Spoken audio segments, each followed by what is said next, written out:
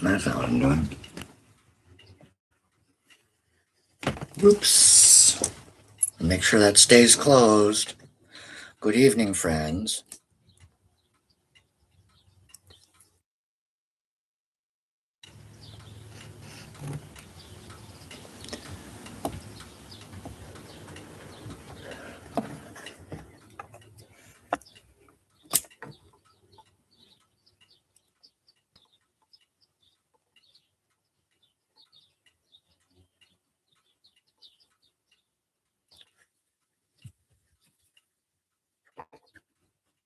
All right, let me make sure my link is working.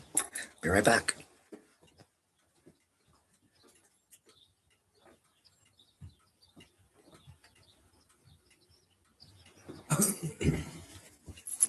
All right, that's a little better. There he is. I knew he was in there somewhere. There's actually two of you. So welcome back to Paranormal Witchcraft. Sorry, I thought this covered me more. I'm hot. The storms are bringing humidity right now. So until the storms later, we're stuck in a humidity patch right now. Like you can tell, I'm red. So my Reynards is messing with me. So I had to put on like one of my, I don't know what this is. It's like a trench coat, I guess. So it's lighter than everything else because I realized I was still wearing the same tank top from yesterday. So welcome back to Paranormal Witchcraft LLC. This is where we like to informally chat about everything in the paranormal, paranormal investigation, paranormal research, how the world might be affecting us in our paranormal research, etc. Usually depends on the day. Uh, I'm kind of sensing people are tired of the world dynamic talks, but I just find it wild that every day I wake up and the world is on fire just a little bit more. So tonight I thought I'd keep it more paranormal driven.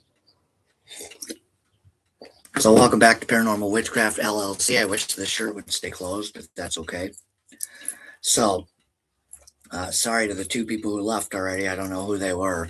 No big deal. Who do we got in here today? We got somebody new. Welcome to the channel, Paranormal Witchcraft.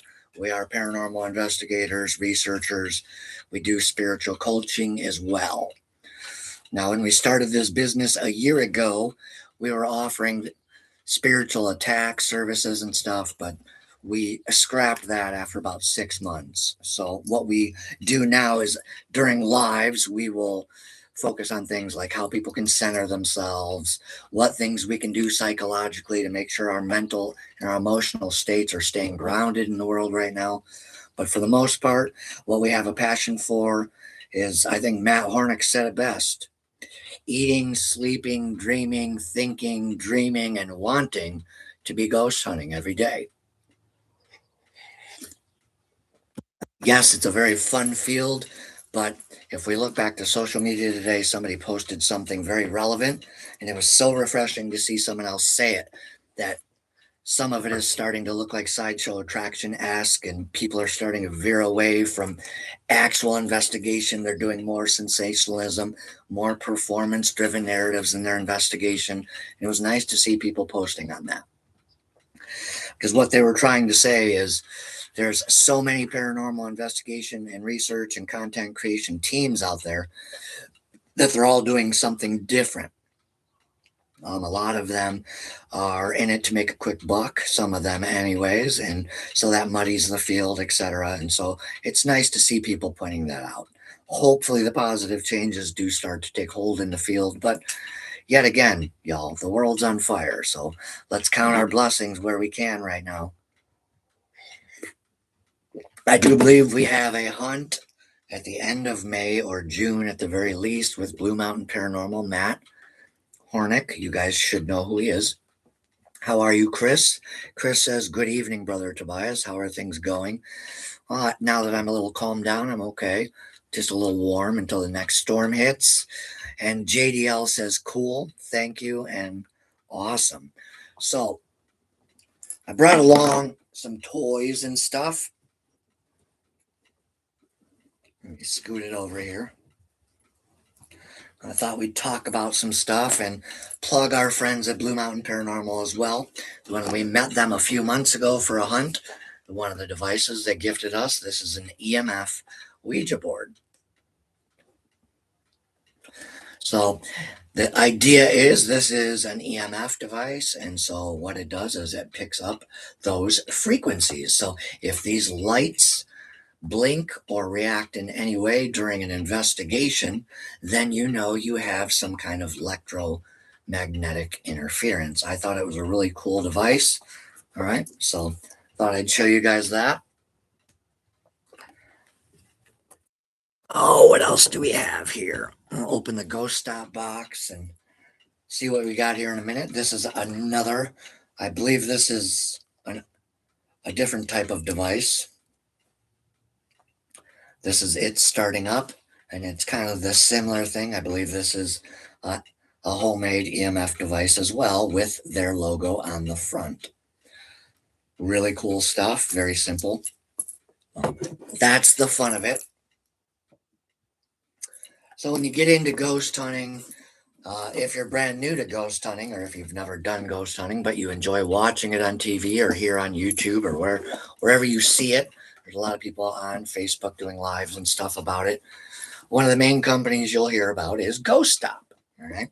So Ghost Stop, ghost hunting equipment. All right. I believe this is one of the premier brands that people go for. But what you will see nowadays is people making their own devices as well, like Matt and the folks over there do. And so I thought we would talk a little bit about some of the equipment that you might be using if you're going to might be using or seeing if you're facilitating, running, or joining a crew. Obviously, everybody is going to want to have some form of camera. This is a little, well, I don't even remember what brand this is, but this is the camera Ghost Stop will send you. This was part of a package that my wife bought when we first got into the paranormal. We do have some hours on it, but we obviously find most of our hunts reaching for our more basic tools, so we don't have to lug stuff around when we're collaborating or joining other teams. We have here a tripwire, so if you fall asleep, no ghosts can startle you. All right, and so I'll show you what I mean. Let's turn this on.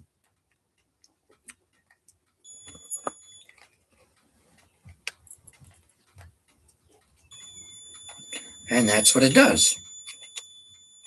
As you can tell, nothing's going to get by this, and I don't think it really matters how deep you sleep. You will eventually hear that high-pitched sound.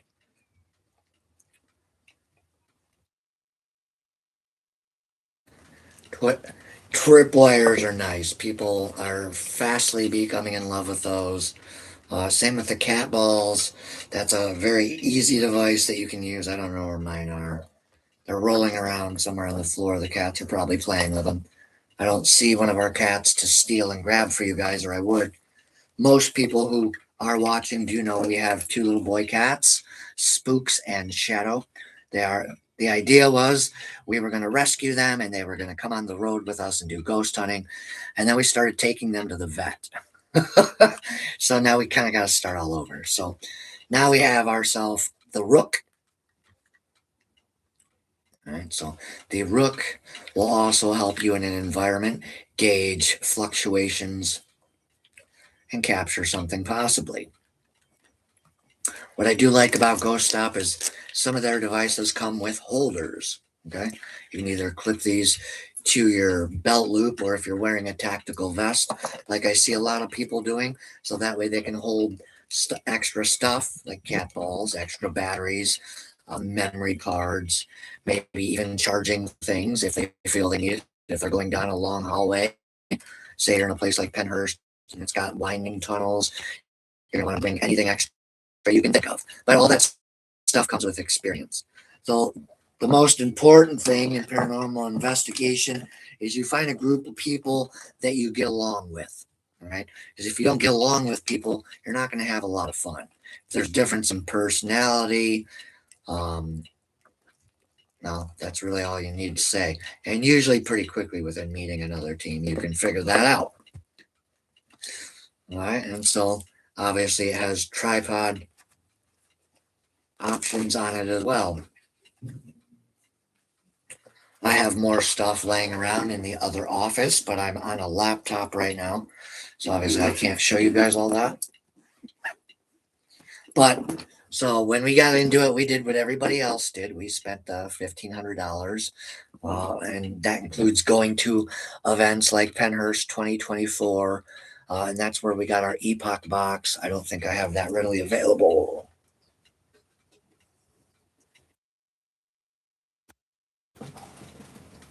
Nope. But I do have some more toys. Another TWIP wire. All right, and yes, this is the Brotherhood of Male Witches office, but because of the crazy seasonal, I don't know, unsure weather pattern for this winter, I've had to spend most of the time in this room because it's the warmest in the house. So I didn't put batteries in it yet, but this is another tripwire. I suppose you can put these on either side of you if you're in a hallway. So that way, if you doze off, you're going to be alerted.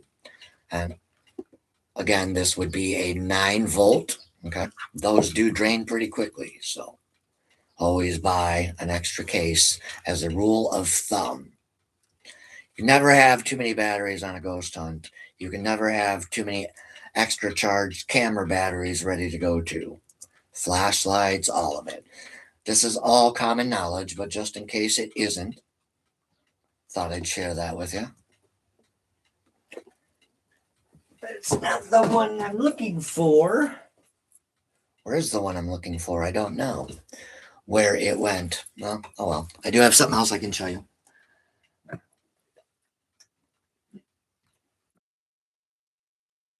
These are other popular devices. I can't find the Epoch box, or I would show you. I probably moved it back to the other shelf in the other office. So there is an office just for this group if the business ever gets itself off the ground. And right now it's just me and my wife. So this is another 3D printed even. You can kind of hear it there. It's telling us that it's almost out of battery is what it's really doing. I thought this was really cool. I don't remember which event we picked this up at, but that's just something me and Fonda do. We love supporting other teams. We love going to events and supporting all the small vendors. Doesn't matter if it's Witches Weekend or Penhurst, etc. Which Penhurst ain't going to be around too much longer, so I'm glad I was able to go.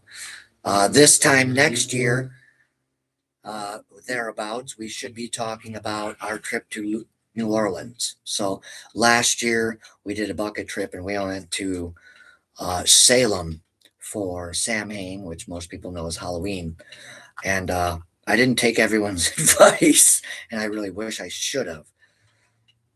Because it was a nightmare trip. I couldn't wait to get out of the city. I spent 2 days there, and I was like, "Nah, we can go up to Maine, we can go to New York, we can go anywhere but Salem." And so it was disappointing when it comes to the crowds, and it's just overbearing when it's that crowded. It was like trying to walk around a concert, literally, is what it was like. So it was geared towards spontaneous combustion of excitement, and there was people everywhere, and you had to wait in line just to go in shops. And so I really wish I would have took their advice, but hey, live and learn, right? So it's still a phenomenal city, but it's probably best you go in spring. So this is a part of the Phasm. This is a Phasm camera, but this is only part of it. So this is that little Phasm camera everyone talks about. I'm a small person. I am 5'3". All right. And so if this is small in my hand, it's really small, really, really small. You're going to pay a hefty price for it, but it has a lot of neat functions with it. So I'll give you a little tip right off the bat. If you feel you want to buy something like this for yourself in your first year, we went overboard like everybody else, so don't feel bad. We're just trying to get up here and educate people now that we got a few years under our belt that you don't need to go balls to the walls crazy. It's that excitement of getting into the hunting and the investigating that people kind of get a little out of control there. But we didn't go too overboard, but this was probably one of the last large purchase things we got. Most of the time what we do is when we collaborate with a team or something, or if we go to a hunt ourselves, we we take the handheld bag mainly. So this is for capturing temperature differences in an environment. This is also another handmade device that we purchased through a vendor. I forget where. Okay. So now what this does is it is charged. Okay. So I'll show you what it looks like. We'll point it to me. So you see how I am dark red or dark orange. It is showing that right in front of this camera, there is something giving off heat. And usually the trick with using something like this is the only things giving off heat are supposed to be alive or something like a machine that produces heat. And so it makes a very helpful little tool to have. It does not have a tripod apparatus with it, but nonetheless, I thought it was a really cool device. So there you go. Now there's other thermal cameras and IR cameras and spectral cameras, and there's a whole gamut. So that brings us to the most simplest device in paranormal investigating. All right, our phones. I'll turn to the side. Maybe it'll stop the shirt from flapping open. So what I use personally is a ghost app. I'm sure everybody does. So I have GhostTube EVP on here. So this is something you could do to record some vocal audio data. All right. It's going to tell you what an EVP is. It's going to instruct you how to use it. You're going to follow the instructions. It's going to tell you what different modes it'll offer for you. All right. So you're just going to accept.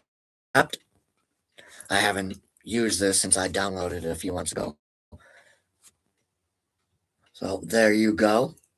So here's how you would use it. Is there anybody here in the room with us right now?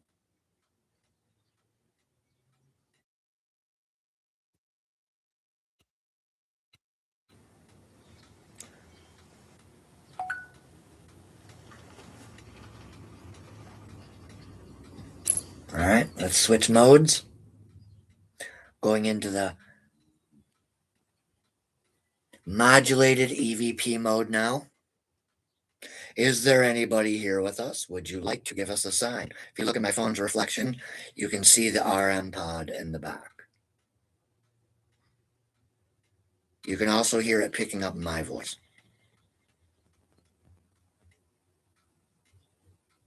So we'll ask and then we'll be silent. Is there anyone or anything in this environment that would wish to communicate with humans?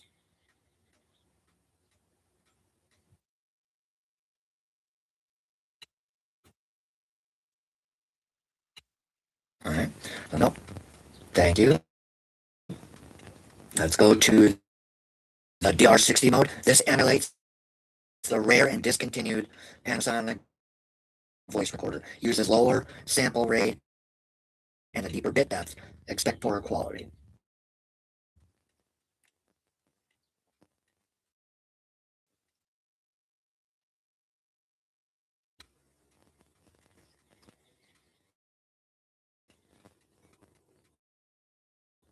Nope. All right. Go back to EVP.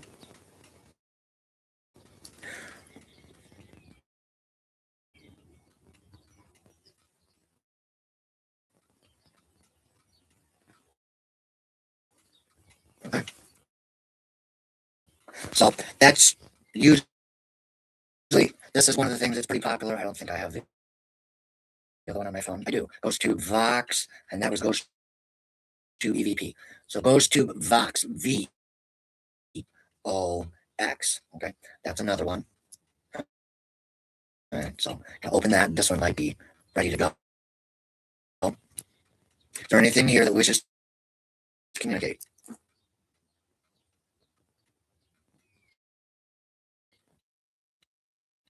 No. All right. So there you have it, friends. Ghost hunting is becoming more and more and more user friendly, but we can't forget to use our logic, and we can't forget to use our brains. And so a lot of what we talk about up here for paranormal witchcraft is that a lot of people are hearing a tap or something at a ghost hunt, and they're just getting turned up. They start trying to interpret things without pausing, stabilizing. Why do I feel like I lost my connection again? No, I did not. I see that I'm glitching, so I'll take some comments here. You're hot, dude, brother. Yes, I saw that. Christopher Stant. So he has his own paranormal crew as well. Follow him on Facebook. They're going to be, I believe, you are joining a team or you're going to hunt with that team, but nonetheless, they will be on an investigation themselves this Saturday. So make sure you tune in on social media. Tripwire is great for stairs, hallways, bathtubs. Ghost Stop is a great store, great stuff. Yeah, we shop around. Like we buy from Ghost Gear Equipment. There's so many of them. And JD says that device seems great. Yeah, you use Ghost Chatter from Paranormal Encounters. Okay, I've heard of that. They're a group, are they not? And a business. I recognize them from social media. So, my friends, let's turn this guy off. It's telling me it needs a battery as well. So, bad thing about 9 volts is they don't take long to drain. So, but me and Fonda have thought about getting one of those 3D printers.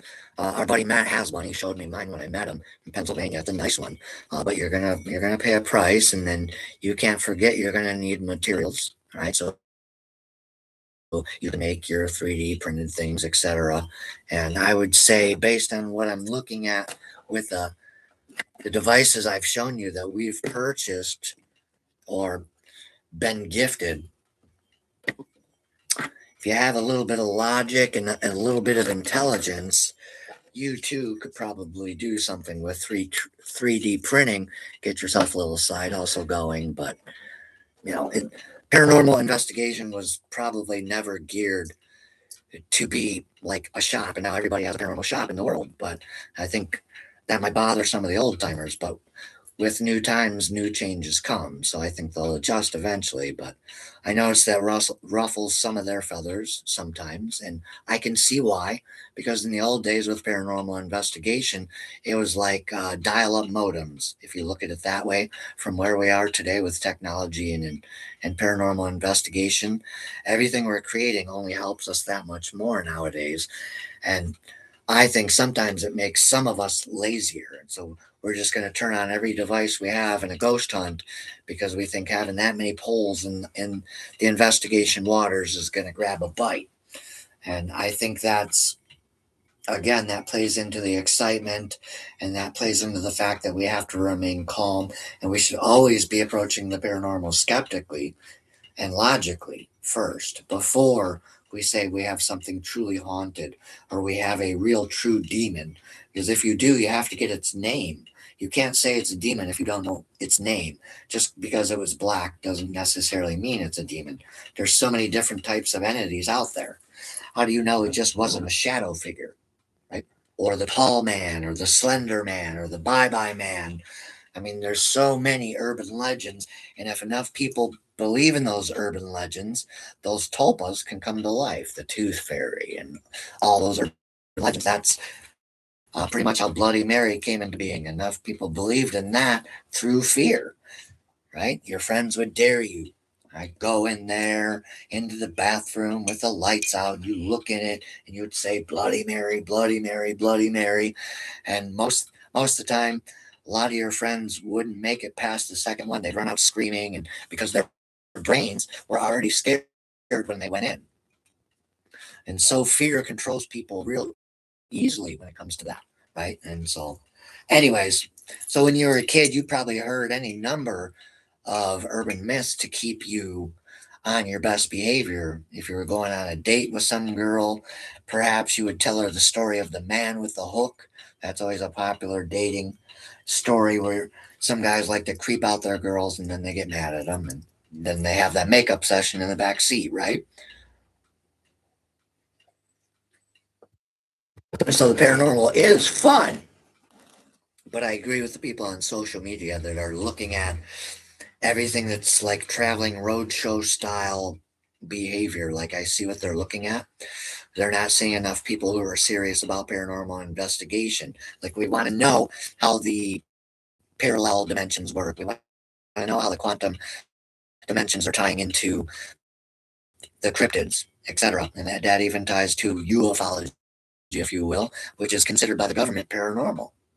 Ufology is termed literally in Majestic 12 documents as paranormal, right? That was the government's official term for anything that is unexplainable. They just call it paranormal. It includes metaphysical um, and other shit. So I found that interesting doing some of the research in the past when I was getting into ufology a few years back. Like I've always been a lifelong believer, like there's no question in my mind that we're not alone, uh, obviously, but there's world powers and individuals that want to share some of that stuff. Maybe it's dangerous, maybe it's life threatening, you don't know, etc. There's a whole bunch of conspiracy theories going around.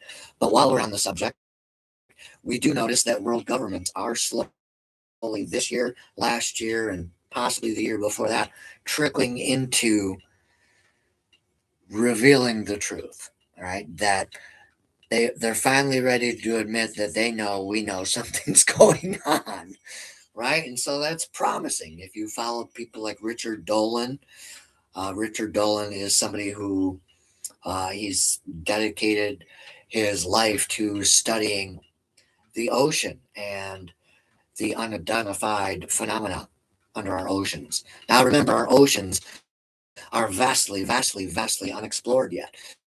So, for any scientist or professor or expert to get on TV and say that this doesn't exist or that doesn't exist down there, most of us will not believe them because show us the evidence, right? Just because you haven't seen something doesn't mean it isn't there. It's kind of the route we're taking. I do hear rumors in mainstream news, if you follow some of that shit, that there is a May Day speech tied to Mr. T in the White House. So it seems they possibly may be revealing some truths. So that way the public gets off their ass, but we'll see.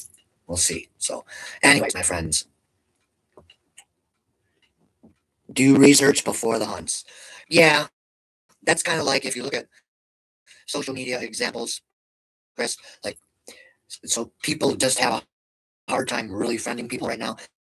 They make an opinion about somebody from afar on social media that they've never met ever in their life, maybe just became friends with them. But if it's someone like me or Chris who shares a lot because we're always trying to help people, some of those people look at us as annoying.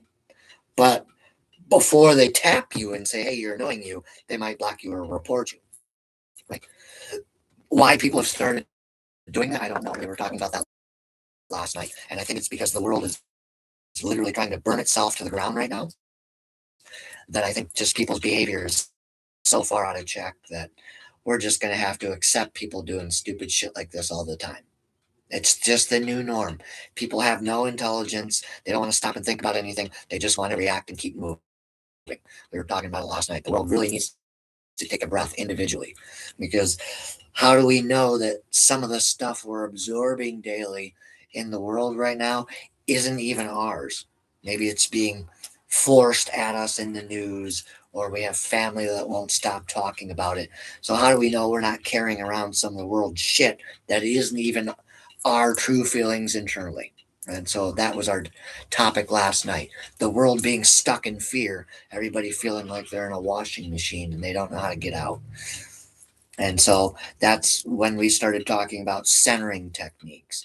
Give yourself a timeout, literally like a toddler, if that's what you have to do from things like news channels, um, uh, news apps, anything like social media, even the internet. Turn your phone off for a couple weeks. Go outside, do your planting, start mowing the lawn, take some walks. That's probably number one tactic that everybody can use. But the problem is you have to convince everybody right now that they need to take a small break to keep themselves going forward in the world. But anyways, tonight is mostly about the paranormal. And to reiterate last night's statement that for the rest of the year, we're looking to have a good time. We're looking to have great conversations. We're looking to keep things more positive. And I have figured out, Chris, what happened on social media. I think it's the way I'm wording things in lives over there. I think they record and the algorithm flags certain words. So I'll be careful in the lives. I'll take care of the re-verification because we run a couple groups in a business. Oh, so let's see. Um, we have another business partner I'd like to highlight, social media driven, kind of. It's its own app. All right. So a lot of people might have heard of this from time to time, but I do try to work with them and stop by and support them. The Witchfinder Dating, it is a social coven now. Okay. So what they are trying to do is open the doors to people like ourselves. All right. People that are looking for a different platform that isn't necessarily social media. And so anybody who's looking for something different in the paranormal or craft communities, make sure you go check out them on social media or go check the app out if you're magically interested, etc. We are there. The Brotherhood was there, but for right now, I told her just leave it out till I go straighten things out, hopefully by the end of the year. So my goal for this year was to correct all the mistakes I had been making with the business here. Because when you buy a business, ironically enough, people don't come out of the woodwork to help you out and give you tips. There's a few. There's Moon out there. There's Matt, Brother Phil, but I'm not sure Brother Phil follows me anymore. So there's a couple people, but I expected way more support when I started the business, but it happens, and so I'm learning everything as I can, and then I ask people I know I can trust, which I have probably less than this many people on the planet I trust right now that are on social media. So I have about 150 good friends, I would say, on social media. And as far as how many people I've met, probably this many. I mean, it's really hard to meet people in person right now. It's really strange to me. Unless I'm on the road, already out there, headed to like meet Matt for another hunt or something with Blue Mountain Paranormal. Like, social media, you don't have people approaching us like they're approaching Chris. So maybe we're in an ebb and flow for the business, and that's fine with me. Because again, right now it's just me and my wife. So I can probably go back and tell the story of Paranormal Witchcraft tonight. So Paranormal Witchcraft LLC was started, I believe it was May 9th, 2025. And it is a group of intuitive and practicers, and a couple mediums and intuitives. And without those labels, what we are, friends, is just human beings like yourselves. If you're out there and you're not a witch or a pagan or a warlock or, anything like that, maybe you're religious or you're a Christian or you're Catholic, doesn't matter to us. But, anyways, it seems to matter to the rest of the world. So that's why I put that out there. It doesn't matter to us, really. But the idea is that we would form a group of people that had multi-faceted interests, all right? And by that, I mean that we're practicers, all right? We're witches. Some of us are sorcerers. Some of us are warlocks. Some of us are intuitives, right? And so that's a pretty eclectic team of paranormal investigators and researchers, is it not? And so that's where the paranormal and witchcraft comes into the name. We wanted to make sure people understood who they were looking at, and it's been nothing but trouble ever since I bought the LLC. I knew the name would stand out, but I didn't know it was going to cause that much drama, and I didn't even choose the name. I let the team members. We started out with 13 people. Okay, 13's a spiritually significant number. We're down to 9 now, or 10, I think, but it happens. Life happens. I expected that. That's growth. Um, people lose interest, something better comes along. See, I don't hold grudges that way, because if somebody has something else better going on in the team, go for it. It doesn't mean they can't come back and enjoy the benefits of paranormal witchcraft in the future. So, anyways, that was our idea. Is we are a team of researchers and intuitives and investigators. Now, there's a couple that haven't got to investigate yet in their lives, and that's okay. So, but for the most part, most of us have done a little bit of ghost hunting, or if you're me and Fonda, kind of like Matt, we've been around a few years. And there's nothing wrong with that. That's what we were looking for when we formed Paranormal Witchcraft, was people that wanted to join a team that maybe didn't have the know-how or were just getting started, etc. And so what ended up coming out of that ended up being Paranormal Witchcraft. We do have a shop, but it's kind of on pause right now because the different apps that third party each other there with Shopify caused issues.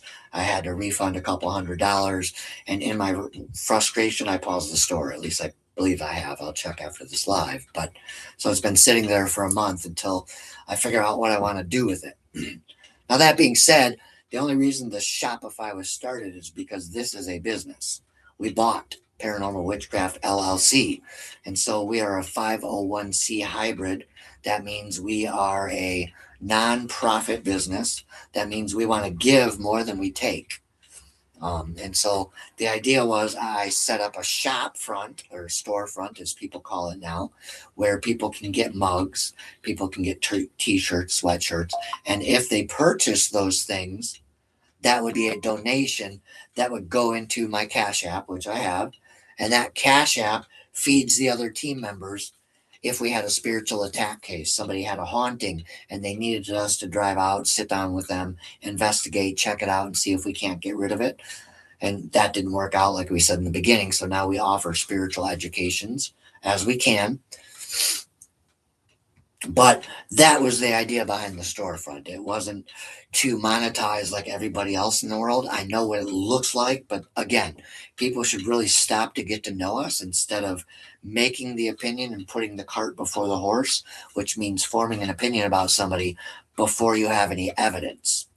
And that happens every day across the world, but we will continue to do that as long as it takes. So I would figure by the time we hit 5 years, which will be 2030, I think we're going to have some really good working relationships. We're looking for possibly 5 working relationships by the end of 5 years. We have roughly 2 right now, working behind the scenes with our buddy Matt to come up with some really cool ideas. So that way we can do some hunts and stuff going forward. Now, please keep in mind, these plans are subject to change at any given moment since the world is literally lighting itself on fire. Okay? So I don't want to disappoint anybody out there if we have to reschedule again. Remember, there's everybody out there like Matt and myself and like Chris. We're all borrowing from Peter to pay Paul, and we're sleeping with Sally so she'll pay rent. We're doing whatever we got to do to survive on this planet right now. So, adulting sadly requires most of our attention on this planet because we're looking out for our children, we're looking out for our families and our loved ones because the world's on fire.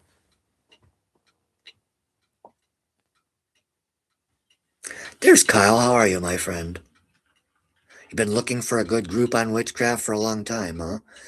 Well, there's a person below you, JDL Q4H, Mr. Kyle the Occultist.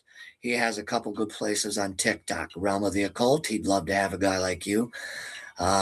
He has the Occult group on Facebook. He also has Witchery, where they teach people crafts, literally right now. Okay. I am doing lives for the Brotherhood of Male Witches. They are, for the most part, going to be educational based going forward for the year. I'm sticking to Wheel of the Year, full moon schedule, etc. Not doing as many just chatting lives until the engagement picks up over there, but I would refer you to Kyle immediately. Is who I would refer you to, JDL. Is go check out Sven, Kyle, Moon at Witchery. They're three good people. They're personal friends of mine. Kyle is actually a teammate on Paranormal Witchcraft. At least I still think he is. So, JDL, there's your answer. You're welcome. You guys grew, man. I know how you grew because a lot of you guys are verified over there. I'm not. But that'll help you grow for sure. And from what I hear, JDL, and I do try to stop by and check in all the groups I help, but during my mental health break last time I did not. Now I can tell you guys that taking these mental health breaks, like Kyle's working his butt off right now. Matt's working his butt off right now. Fonda's working her butt off right now. I'm working my butt off, but mentally. So I don't know if that counts to people. It is exhausting, but not in the way people think. I do have applications out I have for a few months, but I'm severely overqualified. Like I can run a grocery store. And so nobody's going to hire me even for $20 an hour. Like most of them, I put 10 applications out today and we'll see. And they're part-time based because I want to show them that I'm not looking for full-time. But I can tell you that grocery stores right now need people like me in the hundreds, especially if you can't even find your milk or your eggs on a consistent basis. And so that is probably why I stayed in grocery retail so long, is because I was so good at it. And the need to eat until there's no more humans on the planet is going to be constant. So, yeah. So I look forward to going back to that because it'll give us a little bit of money so we can fix some financial issues in our background, Kyle and friends. But that's why I try to say things like silence isn't ignorance. It's not us ignoring people. It's not pushing people off. Those are all matters of perception. It could be people having bad days. Like me, sometimes I'll take something from somebody and react wrongly, and then I correct myself and make amends to people. Happens all the time. Um, but the reason I did that is because life seems to be jumping out of the bushes, especially with me and Fonda the past few months. We have some inter-family things that are not going very well, and that's causing it's causing us to be caught in a washing machine that we don't necessarily want to be caught in right now. The idea was we were offered this place to buy it, and now it's not being offered to buy. And so that's a problem. And now the rest of the family is fighting over it, and it's complicated. There's addiction involved. So I'm just trying to really sit back and bide my patience. So if I've been rubbing people the wrong way with my words, please let me know and I'll apologize. But we really do mean nobody any harm or perceiving anything as in hate or pushing people aside or ignoring people. So I apologize if people lately have felt that way. That happened this morning. I woke up to Brotherhood chat and there was something shared in there about a post. There's a member that's been in and out, and apparently he seems to believe that we ignore or we don't listen. And I've chatted with this individual before trying to figure out what I can do to help him. And I just think he's not finding what he's looking for online. I don't know. Maybe he's looking for a certain type of friendship in groups. He's not getting it, but it's like that all over the world, my friends. We have to remember that. So that's why I got up and talked about it last night, because I know if I'm feeling the world's energies and I'm feeling aggravation in my veins, and I really don't have, well, I guess I do have a lot to be aggravated for in the background. So maybe that's what's affecting all of us, is that the world dynamics are pushing us to our limits emotionally. It's pushing us to our limits psychology. And so, anyways, I think it's going to get worse before it gets better. So centering is one of the best things we could do. So anyways, guys, what time frame we got here? 45 minutes. All right. I think I'll make it about 15 more minutes. I don't like to go longer than an hour. It just seems like if you talk that long, I'm not sure anyone's really paying attention, and it's really hard to go on sometimes for me because my brain scatters when I'm preoccupied with stuff in the background. And so I have focus trouble lately. And that's why I'm working on centering techniques, because I don't know if it's because I'm dealing with stuff in the background or if it's because I'm not sleeping good, but I'm having a focus issue this week. So I'm trying to pay attention to what's causing it so I can fix it. We have sounds like Kyle the occultist. Yes, Kyle's a good guy. Kyle's a good guy. Moon is a good person over there. Sven's a good person. I have a lot of good witches. I have a lot of groups that I wouldn't recommend people go to either. But let's get back to paranormal, my friends. We have. Oh, I'm sorry. I'm sorry, JDL. I didn't even think to ask that. The Brotherhood of Male Witches, yes, is male only, but Kyle's groups and his friends' groups, they're co-ed. See, the Brotherhood of Male Witches was started because one of my friends got thrown out of a male witches group. Now you see why I made another male witches group to react that way. So 6 years ago, he got thrown out for, I believe he commented on a religious post. That's why I really shy away from allowing anything like that in the Brotherhood because it just does nothing but lights the room on fire, and we don't need that right now.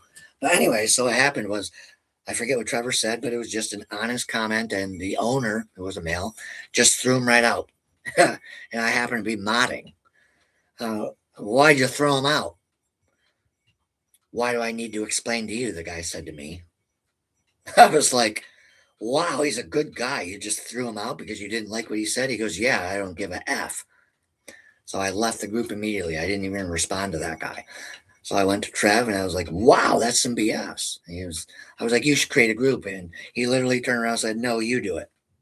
And that's how we started the Brotherhood. And so that's why it's all males only. Now, I've tried to breach the subject of making it co-ed from time to time. They do not want me to do that. And so I respect my gentleman over there. All right. We're getting back on friendlier terms over there. What people don't know is there's been an internal war there until recently. And we talked about that last night. And so now that that's in the past, we're working on getting back to being friendly with each other, getting the group to back to positive engagements, etc. So everything takes time. But if we were co-ed, JDL, I would love to have you, yes. But you know, that being said, while we're talking about Brotherhood, that's the reason why we didn't try to go to 100,000 followers or more, and we probably well could have. It's because the more people you have, the more problems you have. And if you look at the last year in the Brotherhood, it was a drama fest in there. A lot of people don't know that, but it was because a lot of the drama was being dealt with in the chat. So there was so much drama in that group last year. And so we as admin kind of had to like step back and let the members just kind of sort it out for a while, and then we kind of watched, and it seems to have calmed down.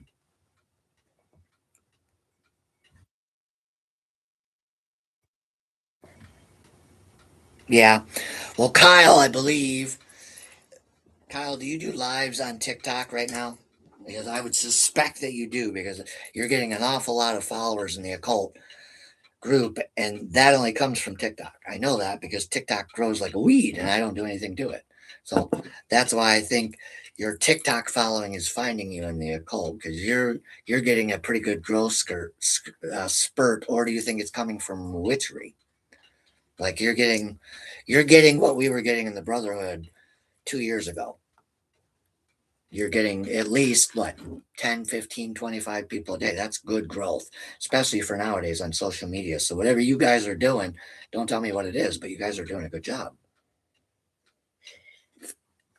And that's good. Now, versus yesterday's chat conversation with the mods and stuff, I'm watching. I am doing the same in Brotherhood, though. So, anyways, back to the paranormal. I went way off on a tangent there, but it's funny, though, how often the paranormal does breach into the witchcraft world.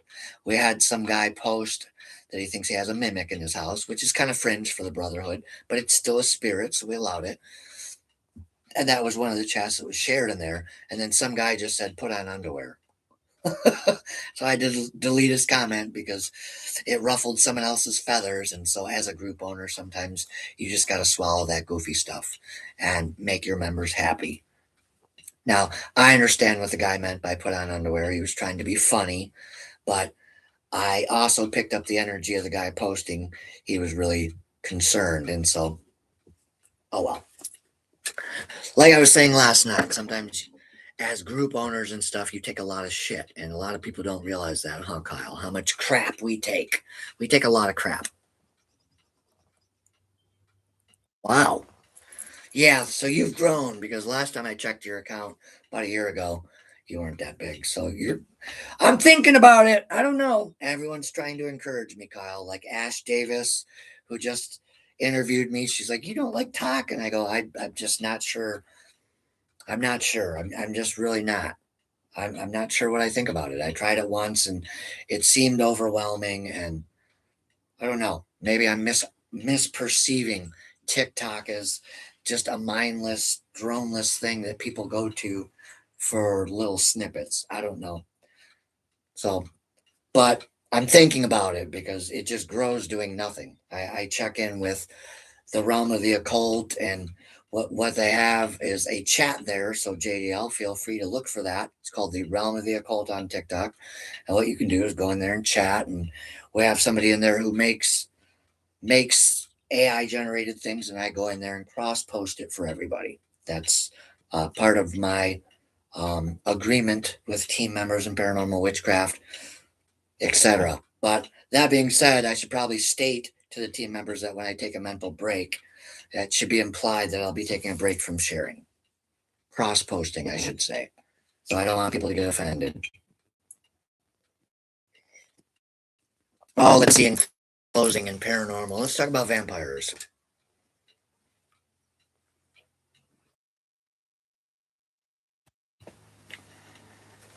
Ugh, vampires in the paranormal. Here's a book I'm currently reading. It's called Sekam Apep. It is Typhonian Vampire Magic, written by Michael Ford. Somebody asked me about vampirism yesterday. It was one of the mentees. I think it was Devon. And it's a question I've had before, and it's weird to me because I tell people I'm a solitary eclectic witch, but something I get from the occasional person and human on this journey is, and he's the fifth one to ask me, I've counted this because it's so strange every time I've been asked, as do I see myself as a type of vampire? I guess, but it, at first I didn't know how to react to that question, but I was asked again yesterday, and then I was asked if I like to bite, and I'm like, "No, okay, that's a little TMI, bud." But anyways, so I think humans have a tendency to be vampiric if they want to be. I think they have a tendency to be werewolf-esque if they want, right? But as far as actual creatures of the night as Hollywood pertains to them, no. So how does that tie into the paranormal? Well, because that is one of my bucket lists is I want to interview somebody who views themselves as a living vampire. I want to sit down, hopefully in New Orleans next year, all right, and let God's willing, if I'm lucky enough to catch that break, let that human being tell the world what it's like, how they came to that conclusion, what it feels like, and what it's about. Educate people on the lifestyle versus the lore, etc. I think it would be a fascinating interview. So, and vampire was one of my first occult crushes, if you will, as a kid. Now, I've been a horror genre lover my entire life because of addict alcoholic parents. So I got to watch whatever I wanted. And my very first movie I ever watched was War of the Worlds. And I don't think I've ever looked back. And I believe I was 4. I was pretty young. So I've always loved horror. But there was something about the vampire lore when I first saw it that really infatuated me. In my preteen years, I joined a vampiric cult through high school and did a little bit of research there and dabbled off and on in between sports, but nothing major. But it's always stuck with me. And ironically enough, I have adopted some vampiric tendencies. Sometimes I sleep like this. I couldn't tell you guys why, but I'll lay like this, like I'm being sat in a coffin. And Fonda's actually got pictures of me sleeping like this. I can't tell you why. All right. I don't know if it's something my subliminal mind picked up as a child and it manifests while I'm dreaming or something sometimes, but there's that. Uh, I've preferred working nights. So what I've done for work is stocked shelves overnight, mainly for 20 plus years. That's my specialty. It's boring, it's easy, and you get paid really good to do it. You just got to stay awake. All right. So I've grown an infatuation for the night versus the day. I have a problem going outside, like even just cloudy days. Sometimes that little bit of light can give me some sensitivity. Now, that sensitivity could be due to the double pupil. I have a double pupil. The second one's a plug, right? But I let people think it's for spiritual enhancement sometimes. Some people, it freaks out if you see it. I don't know if you can see it, but there's another pupil down here. Now, yes, I have a lazy eye. But this is going to get fixed eventually, or maybe not. I don't know. I just kind of left it. It's kind of like an iguana. It kind of helps with my peripheral. So what this eye is blind. If I do this, I can see the screen, but I can barely make anything out. So there's almost no sight in this eye at all. So all my sight is relied on this side. So it's almost like this. So after the surgery, it was like this for months. It was like I did not have a left side. I couldn't see shit on the left side of my body. And so in the past 3 years, I've had to teach myself, and I still do it every day. I walk into shit all the time because because of not having full peripheral, I now have completely no depth perception. So driving is a nightmare, but I got to do it. So that you could view that as a little bit vampiric, I guess, if you will. That I tend to be up more at night versus going out and do things during the day. Now I do go out during the day like normal people, yes, but to add on to the vampiric likenesses, I also am Norwegian, and Norwegians hereditarily get passed on, I should say, something called Raynaud's syndrome. Raynaud's syndrome is a sensitivity to temperature, a sensitivity to heat, and a sensitivity to cold. Now, yesterday, I was crawling out of my skin literally because it was 82 degrees, but for me, it was almost heat exhaustion. So I had to have two fans on me, and I had to take multiple showers and change my clothes. It's ridiculous. And so it's almost like the sun literally feels like it burns me sometimes now. So as it gets worse, as I get older, like this last winter was brutal, really was. It seems to be getting worse as I age, but I'll be 50 this year for anybody watching. So just because I'm small doesn't mean I'm young. I'm actually going to be 50 this year. Um, so I've lived. I've lived, and being little, I've had to work harder than normal sized people like Kyle, and so that takes a toll on your joints. So I do have some vampiric tendencies, but as far as me being like an actual living, breathing vampire, I'm not sure I would go that far about myself. I do have the demon Asmodeus tattooed on my shoulder. He is the demon of lust, so we could throw that on top of it and say that he's made me a succubus before. So kind of, sorta, I'm kind of vampiric. But am I a type of vampire? No, I wouldn't go that far, my friends. It's flattering, it really is.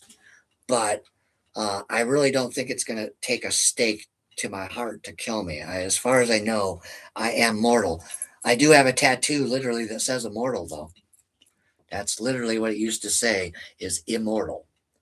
So, yes, I do have a love for vampirism. It's one of the first movies I will push people out of line to watch, and I will watch all of them no matter how bad they are, because sometimes you'll get some really good reiterations of the vampire myth that are really fresh and invigorating. And some of them are just they tried way too hard and they should have never attempted that spin on it. But for the most part, if you get, well, there's any number of movies out there. I have not seen the new Nosferatu yet, so if it's a disappointment, don't tell me. Yes, I've watched the silent one, and I've watched the other remake. Man, Kyle has 2,500 followers. That's rocking, man. What is that book called? Oh, it's called, yeah, I'll show you. It's called Sekam Epep, Egyptian Vampire Magic, I believe. It was recommended by our buddy Matt. And it actually has a picture of Nosferatu in the cover. Check that out, huh? Now that's pretty wild. Nosferatu by Carl N.E. Thank you for that. And so I don't remember where I'm at, Kyle. I'm up here somewhere. 40. 42. I was just about to start The Layman of the Typhonian Vampire Cultist. It's giving me a background of magics and whatnot. There's a vampiric sigil of Lamatsu of the Night, which is a vampire type spirit. I found this read interesting here. I read this the other day outside. So what I do is when I put the boys outside during the day, early morning before the heat picks up because of the Reynards, I'll bring my books out and I'll sit out there and read so I can keep an eye on them. But yeah, really good book, Kyle. I think it would fall right in line with the black arts and whatever else you're reading right now.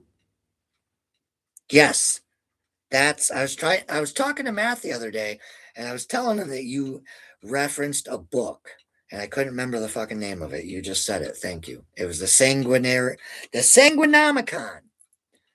And it's been sitting in my Amazon cart for months. This is really bugging me now that it's cooling off, but I'm enjoying the live. So let me tuck my dress in so you guys don't have to keep staring at my chest so I don't get reported for being half naked on camera. It's meant to be more of an overcoat. It's actually labeled as a trench coat on Temu. So if everybody wants my fashion secret, it's that. It's Temu. It's Chinese. That's it. Especially running a business, Kyle gets it. If we ever get somewhere with Paranormal Witchcraft as a business where we do events and people like Kyle and Holly can join us over there in Pennsylvania or Massachusetts, yeah, it'll be fun. And that was the idea of the trench coats and stuff. But you have to watch how they advertise stuff on Temu because sometimes you'll think you're getting a blazer and you're just getting a shirt that's been printed. And you're like, and you can't yell at them because they don't get it. So look at the fine print on Temu and what's the other one? Sheen. All right. But also remember it's going to be lower quality stuff too sometimes.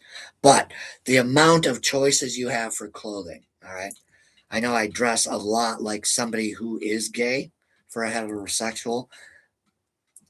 I've just always been this way. I rock whatever I want to rock. I'm just that personality. I can't explain how. It's just something I've came up with in my younger years as I was forming who I was. I pulled references from, Johnny Depp and Keanu Reeves and rock stars and anything that influenced me, and it kind of molded me into this weird rock star biker, foul mouthed, transparent, gets right in your face person, but he'll give you the shirt off his back if you need it. So that being said, friends, yeah, vampirism, that was my first love, like Necronomicon, Akaru, all that stuff. I forget the cult I joined as a kid. I actually had a ring and I lost it. So, what else can I talk about paranormal? Gins. I don't see anyone talking about gins, actually. And I've actually owned a gin. True story. I see someone going, oh, yes, you can purchase the entities. Now, the way they're bound is under secret lock and key. Okay, I can refer people to the person I purchased from on the down low if you want, but just know you're going to spend about $400. All right, and up. Okay, you don't get to know how it's made, when it's made, where it's made. Well, you get to know where, but you don't get to know anything else. And then you get some instructions sent with you on care of. And so I purchased a gin about 3 years ago. And that was when I was a student of a magic school called the Academy of Sorcery because the tattoo of Asmodeus had possessed me multiple times in my life and influenced my world and fucked it up. And so after I formed Brotherhood, or before I formed, no, it was after I formed Brotherhood of Male Witches, my timelines are getting blurry now that I'm getting older. I'm noticing that my memory is starting to slow down this year. And so that's why you'll see things like chalkboards and you'll see lots of notebooks because as you, you hit 45 and just something about your physiology starts going downhill. So you have to start doing things to keep yourself as fresh as possible. And memory, or, it could be the gummy too. But so as you get older, you just start forgetting things that you used to remember all the time. Can't explain why. A lot of things are happening this year for me. I can't eat the way I used to. I don't sleep I sleep worse. So we'll see. But yeah, it was always my first love. So gins. I was a student of Academy of Sorcery. I was working overnight, and I was working at Abbott at the same time. It was during the pandemic. Now I remember. So I was working two jobs. They were paying me $28 an hour, Friday and Saturday, to go work for Abbott overnight on an assembly line making the test. And you had to fucking move, y'all. Let me tell you this story real quick before we continue. Holy crap! So me and Fonda got a job because Fonda, when I do work, I'm a workaholic. I will not stop working. I can outwork anybody in a grocery store. I don't. That's not bragging. I've actually bet and won multiple times. I go and I go and I go and I go. I don't need to eat. I've worked 16 hours, 18 hours before, and they finally just said, "Go home." That's the type of employee I am. I love to stock and I love to outwork people because I'm a little guy. That's the advantage I had in the grocery world. I'm quick, I'm fast, I'm built for speed, but I'm also smart. And so I really enjoyed it. And so Fonda knows I'm a workaholic. I've had health issues. But anyways, so I found out that they were looking for people and fuck that, man. 27.50. Sit there and just you got to make these things really fast. One machine for an hour, next machine for an hour, next machine for an hour, then you take a break. And then you come back hour. So the goal was you're trying to get good at these processes as fast as possible. They wanted you to make 600 test units an hour on day one. And the majority of the factories were ethnic people. And so that made it even difficult. But, anyways, it ended up being a really good job. And then what it is, they were hiring temps and they just cut you when they felt they didn't need you. So it was like 3 months, but 2 days work, 12-hour shifts. Friday and Saturdays, I would take home $697.87 for 2 days of work in my pocket. You know how much I made at Jewel Food Stores overnight at my full-time job for 5 days a week? At what was I making at Jewel? I was making 1950, I think. Yeah. So I was making more at Abbott for those 2 days than I was at my full-time job. It was sick. But sadly, they decided they didn't need us anymore, and then the epidemic went away, etc. But so jinns were created of the fire realm. Now, jinns, it is said there are tribes, right? Different tribes of jinns. It is said that they have families, they have social structure, etc. They are not very fond of humans. There are a tribe or two that are willing to work with us, which brings me to how you bind them. So, how you bind them is literally in something like that, or here. All right. Has to be a form of jewelry. It has to be a certain stone. Okay. And the type of stone that the specially trained sheiks use. So it is actually sheiks in Arab countries that help us out here. All right. And so what it is, they are called aqiq stones. Okay. There's one or two types, maybe three types of stones that jinns will allow themselves to be bound to. All right. Think of the movie The Wishmaster. There you go. All right. If you haven't seen The Wishmaster tells you all about the jinn. Okay. Now, to some, the jinn are terrifying spirits, right? If you look at the Arab paranormal investigators, I guarantee you all of them are tracking down jinn, or at least some of them. Go look it up. I've watched many of them, okay?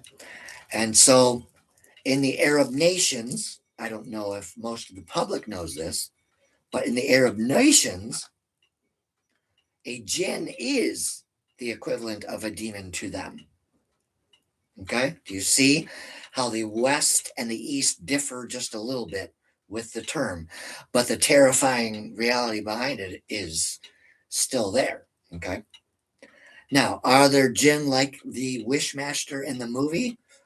Well, considering that most of the tribes don't like humans, I would lean towards I don't know if they wish us harm that way, at least over here in the States, or we're misinterpreting them maybe when we investigate.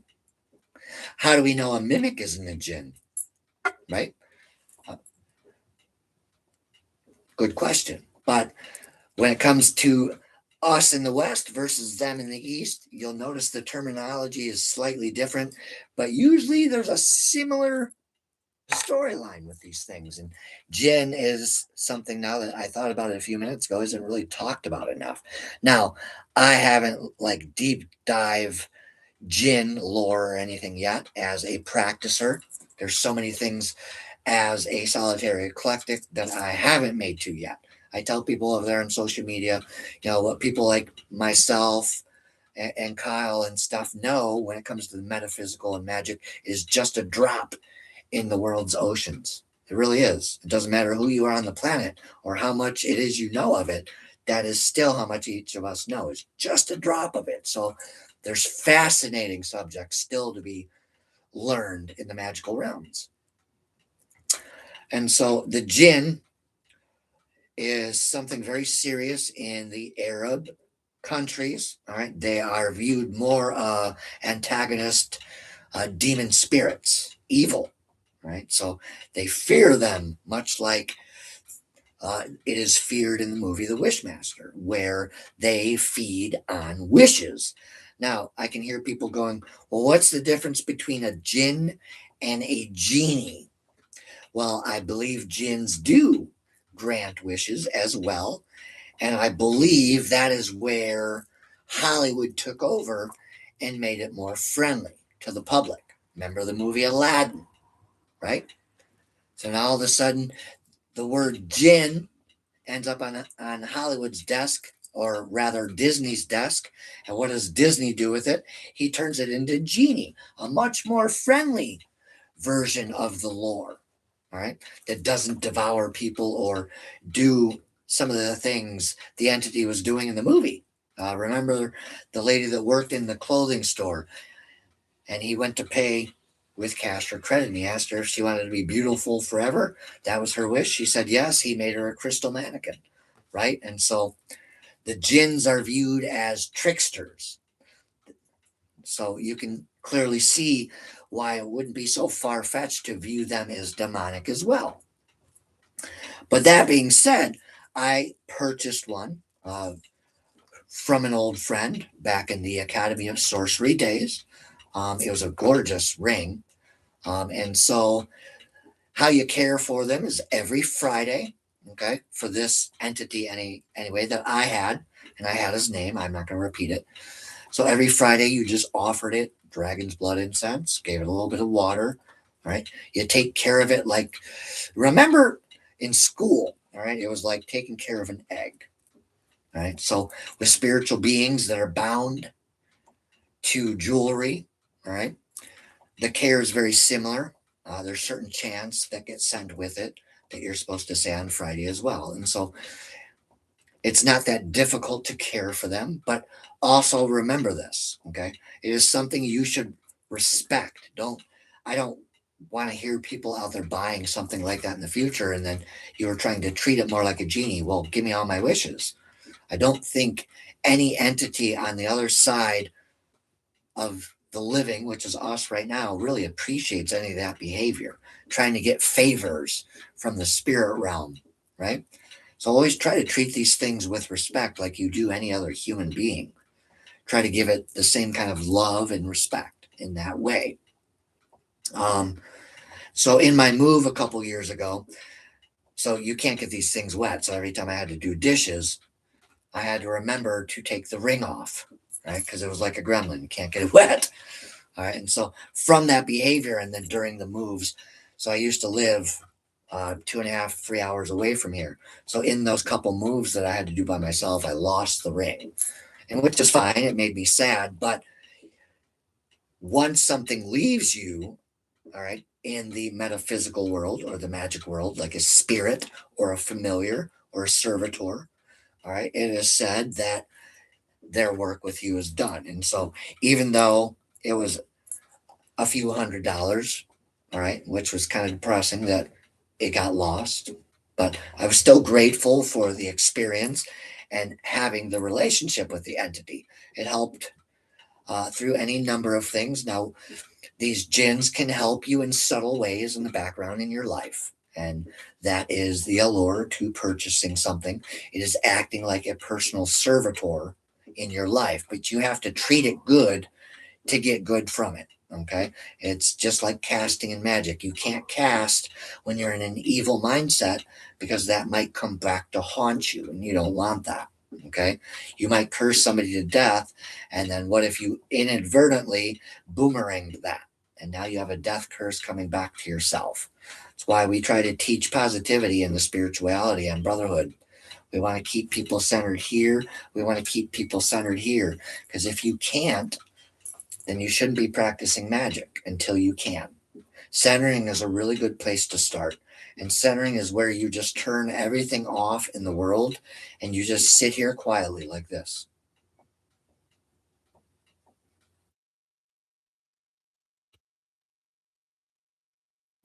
Where's your mind going right now? Ask yourselves those questions. Okay?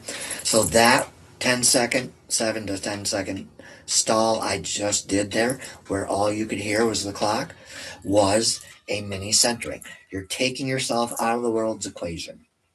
And that means unplugging your phone and your devices and giving your brain a break, giving your body a break. Look at it this way in the world. When we leave our houses or our apartments or wherever we're staying, we are constantly being bombarded by something or someone, right? The weather, things on our mind, our worries, our fears, people in traffic, goals at work, etc. So it was a phenomenal live today, my friends. Thank you for tuning in. We still have 3 people in here and 2 thumbs up. I really appreciate that. Thank you, Kyle, for tuning in. It's been a while. I'm glad to see you guys are doing good over there. I chatted Miss Moon a couple days ago. Things are looking up, I hear. That's good. Um, and as far as everyone else, I think everything is good too, as far as all that drama back there. So, what some of the other viewers don't know, besides me and Kyle, is there was some past drama last year that affected personal lives and group bullshit, and it's no big deal. So, it's magic related and it's immaturity and not a big deal. So, it's good to see that we survived. We'll call that storm of inadvertent hatred, because I don't know what else to call that still, but it'll never be forgotten. We'll put it that way. A good learning curve. But yeah, the paranormal, my friends. I can't wait to get back out there. As far as us coming to you, Kyle, you never know. I might come your way in June, since I'll be visiting Matt for a few ghost hunts, and I think a few of the team members there. I think there was talks of Gettysburg and Centralia, but I will say Matt highly encourages people in paranormal witchcraft to join us, meaning please spend the gas to try to come out and at least say hi, like for a dinner. We think that would be cool. Like if you can't do the hunt, I think he's hinting that he wants to get some more of the paranormal witchcraft gang involved if they're willing. That's why I was making some of those posts, Kyle. I think Matt was looking for people like yourself and Holly that live over there, maybe drop by or maybe want to get together for a dinner while we're hunting with them. So that way we can all, yuck it up and have a good time, have a few drinks. If you guys drink, I'll watch you guys get shit faced. It'll be a good time. I don't drink. I can't drink because if I drink, I'll become the meanest fucking person on the planet now. Yeah. Like I fight people 3 times my size. I'm not a very nice guy when I drink. So I stopped drinking. I'm a maniac. And if you guys think I'm a maniac now, picture me with a bottle of whiskey in me. Not even Satan's going to be phasing me. So that's why I stopped drinking, because I'm just a complete fucking maniac in addiction. And Asmodeus loves it. By the way, I will show you Asmodeus, because I don't think JDL may even know who Asmodeus is. Now, I hope I don't get slapped with indecent exposure. You never know, man. Social media has me like almost paranoid, brother. Literally almost paranoid. So this is Asmodeus. Please excuse the cat scratches all over my body. And this is Raynaud's and eczema combined. So it causes sores. And if you have cats with nails, I'm constantly getting scratched up. So this is Asmodeus, also known as Asmodai. He has secret names. He controls 72 legions of demonic armies. He is the demon of lust, and he will teach you arithmetic. And if you can bend him to your will, he will reveal to you hidden treasures, among some other things. I believe he teaches some astrology. He comes bearing the head of a man, the head of a ram, and I believe it is the head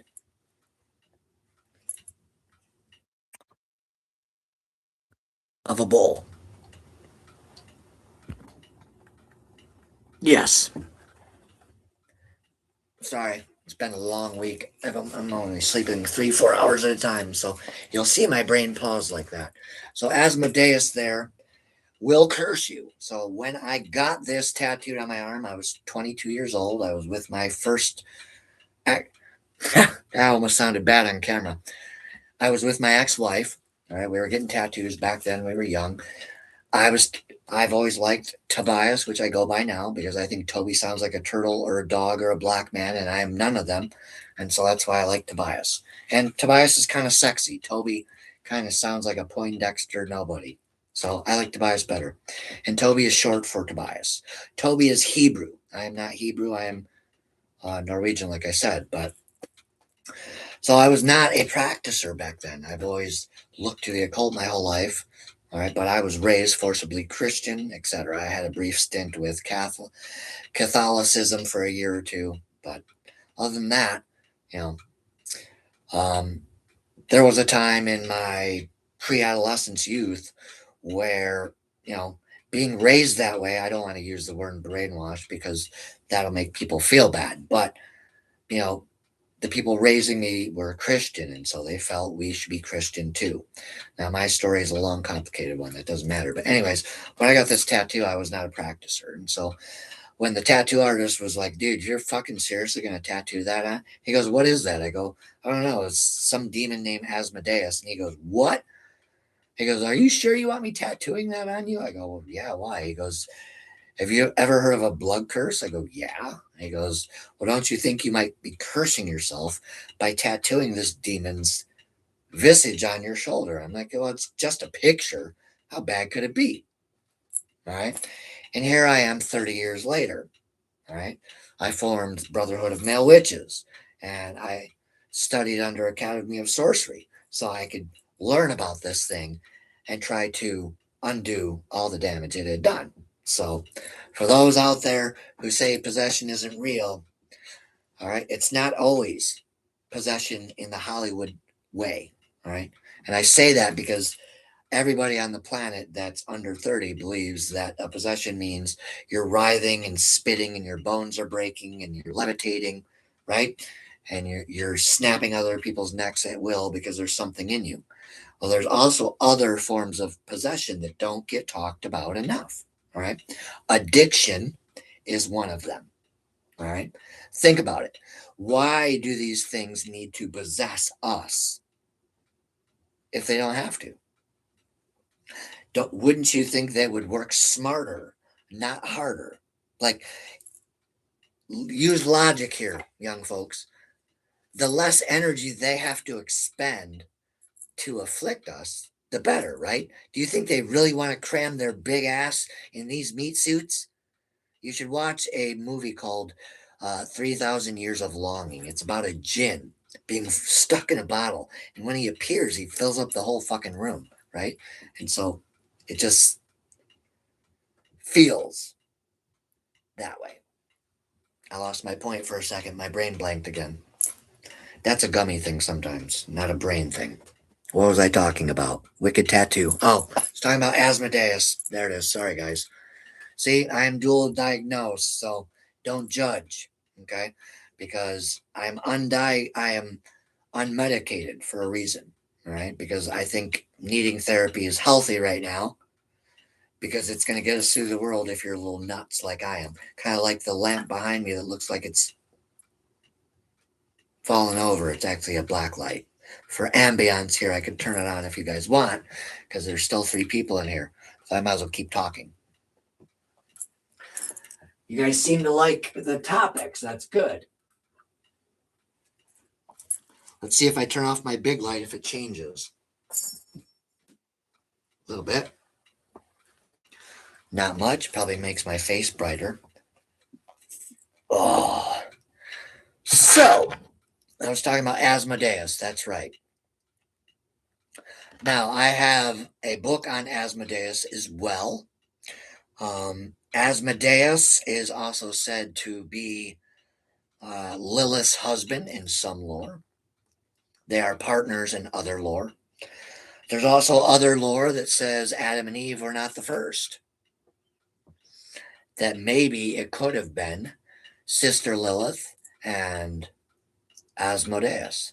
Now, ironically, I shit you guys not, I'm going to turn the light back on and reveal the other familiar deity that I use. And feel free to let your jaw drop because it is Lilith, right? I'll just turn the camera. Just I get up, open my shirt again. But if you look, all right, she came to me projection meditation exercise. I'd never done it before the Academy of Sorcery. I was all for it. That's back when I started taking gummies too. I had a shoulder injury I was recovering from, etc. But what I found is it really helped open my mind in a part that hadn't been open in a long time. And so it really helped. And so I started using it for Academy during the meditation and energy work. And anyways, one of the exercises, I forgot what it was.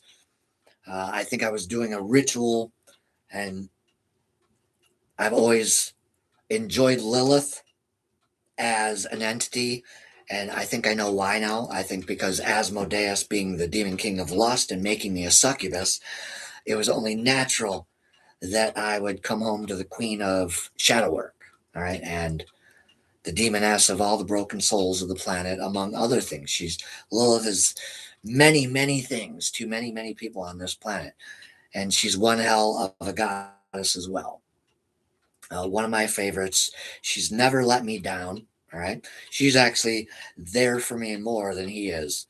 He's kind of begrudgingly tagging along now because I just told him he gets my sweet ass when I pass, just like in Supernatural. All right. When my time's up, like Dean and Sam, Asmodeus has my ass. I'm really not sure God's going to come back down for my soul if I repent. I truly believe a blood curse is kind of like suicide. I don't think you can come back from that in God's eyes. And so, I'm doing the best thing I can do, not on purpose, but almost like Supernatural, like Sam and Dean, just trying to make the best with the cards I've dealt myself when it comes to the demon and what's going to happen when I pass on. All right. That means I have to go to hell. All right. Whatever hell is to the religious people. All right. People like us call it, we're just passing on. All right. But if there is such a thing of tormenting, all right, I know this thing has it out for me now. All right. It's just how it works. Doesn't matter that I should have known better 30 years ago. It's too late for that now. Okay. I should have made that choice back then. So, ironic, isn't it? Now, speaking of Lilith, I didn't really realize of Lilith because my first magic book that I actually read was Necronomicon. I actually have that very book. My oldest daughter ended up with it somehow through the divorce and stuff and me moving around over the years. And she gave it back to me last year. I thought I lost it. Oh, there's a shadow bot too. Hold on.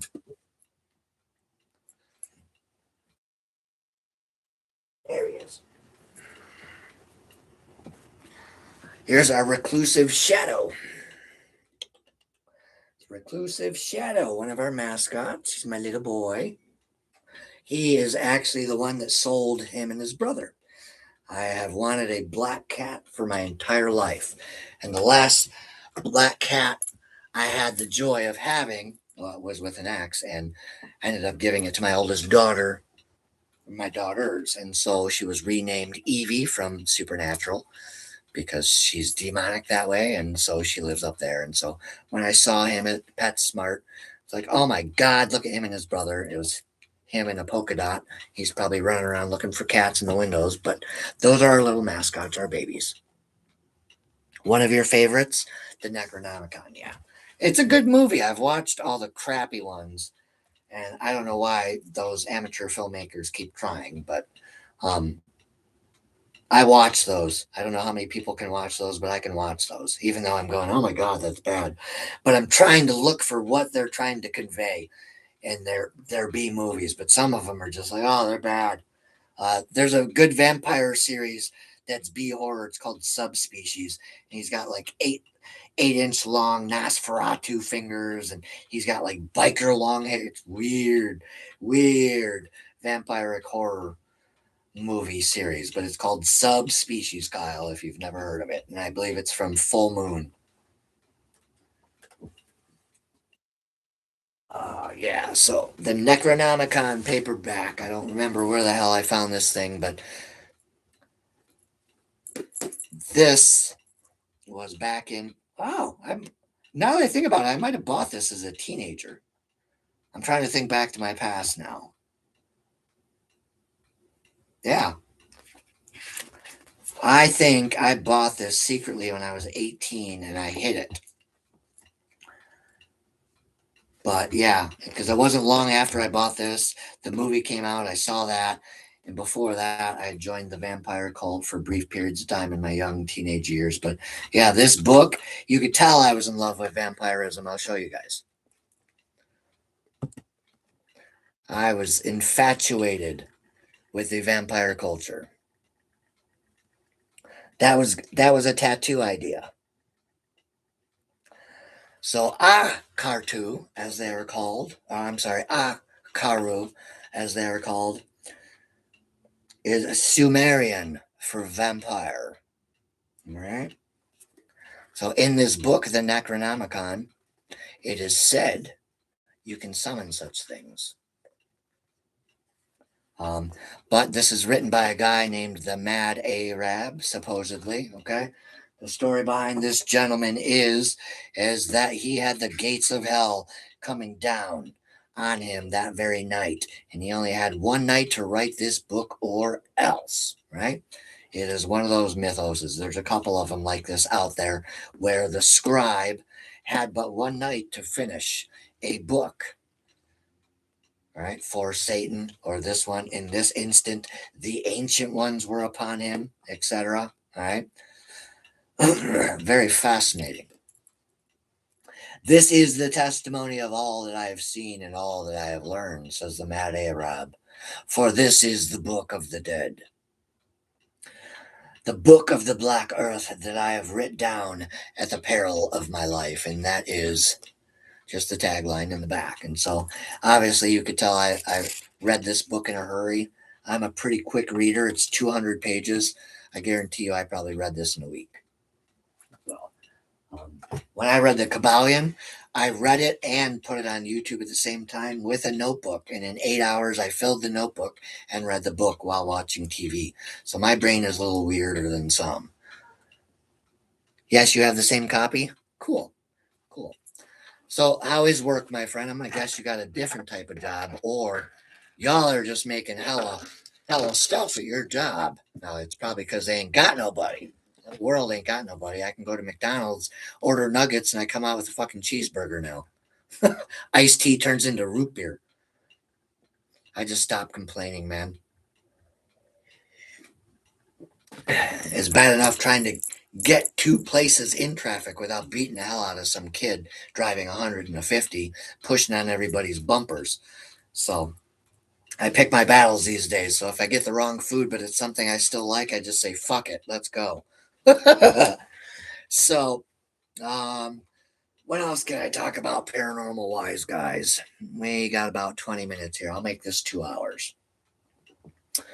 Just because why not? Because I don't have any real physical friends at the moment until I do some more ghost hunts. I have a real close friend, I guess I could talk about briefly, because I'm going to ask people to light candles. So uh, there's a friend, and I'm being careful with my words because anonymity is of utmost importance right now.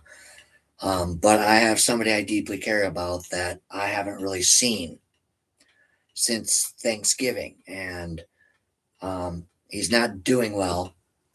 So if people could light candles, all right, because I've yet to see him as many trips as I've been around. And so I'm asking people to light candles and send energy for a nameless friend.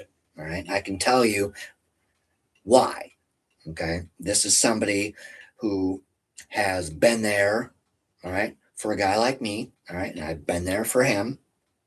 Right. It's a bro code thing. And we've helped each other through some really tough times. We're both in recovery, obviously. We're good people. We work hard. All right. But we've had to watch a mutual friend die, literally. All right. We dealt with that together. So there's a bond there that can't be replaced by blood. Okay. And that's fastly becoming a thing online. Okay. That's why I say, friends like Kyle mean so much to me when I check into them every now and then. Okay. Because you people do. All right. Because there's not enough of that in the world. All right. Just look at my nameless friend. Okay. Stuck, broken, discarded by the world. Right? And it's hard not to feel that way. Right? And I ask you guys to light candles because I don't know where my friend is. He went to get help, and that's all I know. So I know he's in help, but I still don't know where he is. So I know he's okay. That's all I know, though. All right. And so if anybody is willing out there, all right, to put it forward and ask the universe to help my friend find what he needs to get better. All right. So we can get back to our friendship. It's been since November, and I can tell you that life's been pretty rough on my friend. Okay. And so I think what happened is it fucking broke him. And because of the way people are in the world, I'm not reaching out to more people in the recovery world because loose lips sink ships. And that's a problem all over the world, not just in recovery. And so I'm not going to reveal names or anything else, but I do appreciate that. So, and that is something I do every day. I don't know if you guys can see, I'll turn my camera here, but I have candles everywhere and they're always lit for people. Let's unplug this here. It's still charging. There it is. Now you can see it. So you see that up there? So every time I hear that somebody's ill that I care about or know, all right, or am collaborating with, etc., or if I'm talking to a friend in Messenger and they mention they have somebody near them, I will come in here and I will light a candle. Right? It's automatic. It's something I do for everybody. It doesn't matter, like I said, if you're in the groups or not. If you need help, there has to be more people out there willing to do what they can when they can for everybody. And that little act of lighting a candle gives people so much strength you would not believe. Right. And so I've adopted this for a few years now. I just don't talk about it a lot. But I go through candles like you would not believe. I think I've gone through 150 candles easy in the last 6 months. And it's something we can all do because when you light a candle, you're expelling energy, that intent, that thought of that person, that you care that they get better, that you pray if you're religious, that you hope they get the help they need, etc., etc., right? Because you don't want to see anything bad really to happen to anybody. but you can't really do anything physical to help them. So how can you use your empathy? You can use it like that. It's the simplest form of love you can give.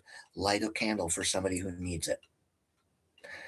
Because you're sending those good vibes out there, right? Even if I don't know you, I'll do it. Even if you don't like me or you're an enemy, I will do it. I will use that God saying, and I will turn the other cheek. Just because I'm not a Christian anymore, just because I'm not religious anymore, doesn't mean I don't use some of those tactics to get through the world. Why wouldn't we? Some of them are logical. All right. Sorry if people don't like that as a practicer, but why would you not use that one? Because violence only begets violence, friends. Reaction and reaction only gets more reaction. That's why it causes a chain reaction. And that's what I call social media right now. It's just like one big chemical explosion. You can barely say anything without getting flagged right now. Everybody should know why if you're watching the news, right? So, because of the controversy. But yeah, so I do appreciate that. So, and that being said, I'll give you guys a good example. This friend I just asked you to light a candle for is religious. And to him, there is only God and the devil, and there is only heaven and hell. All right. And we're still best friends. Right. That says a lot when it comes to our humanity, but not as people, as humans. Two people that should never mix in any one room became some of the closest friends you could ever consider. A true case of opposites attract, right? I'm high strung, I'm hyper vigilant, I'm a Scorpio, right? I'm BPD, I'm trauma afflicted, I'm dual diagnosed, etc., right? And he was raised Christian, had both parents where I didn't, right? I'm a witch. He's a God fearing man. See how that works? He calls himself a wigger, probably one of the most vigorous wiggers I've ever met. He really is. I swear to God. Until I gave the guy a chance because I always thought that was just like a fake, like ego. It's not. It's an actual lifestyle for some of them. It's interesting. And so now I kind of understand Eminem more. All right. But, anyways, so he's a wigger. All right. And here I am. I like Metallica and rock. Right? And so I'm a paranormal investigator. And so he would find himself asking me questions because he was curious, even though he was scared to death of some of the answers. But, anyways, so the world is a funny place sometimes. My point, friends, is if you just give people more of a chance, give people like poor Chris more of a chance if you find him overbearing on social media. Perhaps it's something he's working to control, right? Like myself. I might be a touch autistic. When I listen to music in my car, I always have a hand that's doing something like this. I'm not kidding you. All right. My hands are always doing something. It's an autistic, almost like a anxiety thing I do, but it picks up more during music. It's really weird. So, and I'm doing it now just to show you. But yeah. So the paranormal is something that obviously, like the occult, I've always been interested in. I didn't come into the paranormal until like 4 years ago, I think. But that doesn't mean I didn't believe in the paranormal or cryptology or anything like that either. I just never really talked about it. So YouTube gives me a good chance to really be really transparent with some of you who really probably haven't heard things about my personal story before. And I do that because of our friendship. I want you guys to really understand really things I've lived through. And maybe that way you can relate in your own life where you've come from, Kyle, JDL, Chris, and etc. Right? And it's curious how we have all come to the paranormal as paranormal investigators. Kyle, you're welcome. Matt says, and obviously you know that as part of the team. If and when, you never know, we might be in Massachusetts again. I'll never go to Salem during Sam Hain again, but I've been there. I mean, it was on my bucket list, so I can't, I should be beating my own ass for ignoring everybody's advice. Is you really don't want to go there? It'd be fine. The whole time I'm telling Fonda, how bad could it be? Oh, it was traffic in the streets, and then all of us trying to get to shops. It was like, ah, all right. So you have a real witch walking around, people who were dressed up as witches, etc. And it was a nightmare for someone like me. Now I understand why real witches don't share the public stage as much. I get it. I get it. It took it took 2 days in Salem during Halloween for me to go, that's why. And by the way, the Brotherhood admin are still just eating me up on that, just razzing me left and right. So feel free to give me shit on that, guys. I'm one of those people that I have to see it to believe it, and sometimes I learn the hard way. I'll ignore popular advices because I just have to find out for myself. And a lot of times, sometimes that means I learn a lesson like that. I was walking through traffic where Fine was like, Tobias. I was like, fuck it. I don't care. I don't care. I was just, I'm going across the street. If you hit me, I'm going to get mad. I mean, because people didn't want to stop and let anybody in. It was chaos. All right. It was hard to enjoy black craft, and it was hard to enjoy the little bedazzled statue. It was hard to enjoy the place. I should have took everybody's advices. But I got a couple neat toys out of it and some more witchy supplies. My candles light up. Thank you, JDL. Yeah. So, JDL, is there a certain realm of the occult that Kyle or witchcraft or whatever that Kyle can help you with? Make sure when you guys touch base, or if you're just going to join the group, get your feet wet over there, whatever. I believe Kyle's mentoring, etc. I believe that's what you guys are doing over there. From what I understand, which is good shit. We need more of that positive educating going. Um, But as far as Brotherhood, I'm going to keep it to the Wheel of the Year, like Beltane is coming up. Public calls that May Day. If you remember in school, well, you'd have to be my age. I should probably watch that statement, me or Chris's age. How old are you, Chris? You about 40, 50? No, you're about 55, right? Are you? No, you're my age. Holy shit, I'm sorry. Chris is my age, aren't you? You're 49. You're 49, and I think Kyle's slightly younger. So you guys might remember. But when you were in school, May Day, remember outside if you had poles in grade school, you would go out with a colored ribbon and you would run around a pole in the playground. And what you were doing is you were celebrating May Day in your school. It's probably only happened to me a few times, so I highly doubt anyone else experienced. But in the Chicagoland area, where I was constantly moving around as a child with my parents, I do remember a couple schools and running around a pole with some ribbon and at a church, I believe, one time. And now that, you know, I know what it is, it's kind of neat to go back and tell people the story that we were celebrating May Day. And so it also coincides with a full moon this year. And so I'll be doing something for Brotherhood. Probably I'll look at what days what fall. I think it's the same day. Oh, you be 50? Oh, you are older than me by 6 months. Holy crap, you're 37? Wow. God, I feel old now, Kyle. Thanks. Oh, here's Spooks. We might have a cat outside. We have a beautiful white stray female I'm gonna try to rehome. She's been beat up pretty good, and she desperately wants attention. She's just a little skittish. So here's my buddy Spooks, and he is up my ass all day long. And he just came in chirping at my feet. You probably didn't hear him. He wants daddy to play. He wants his daddy to play. He is my buddy. Look how big this boy is.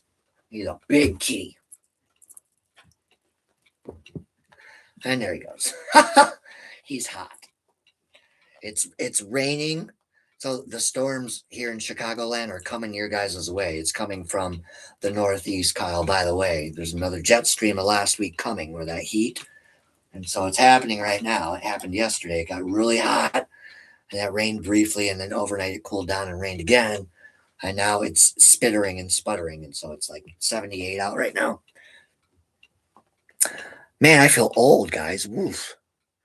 Well, my body feels old. But like I said, addiction, I could talk about addiction a little bit.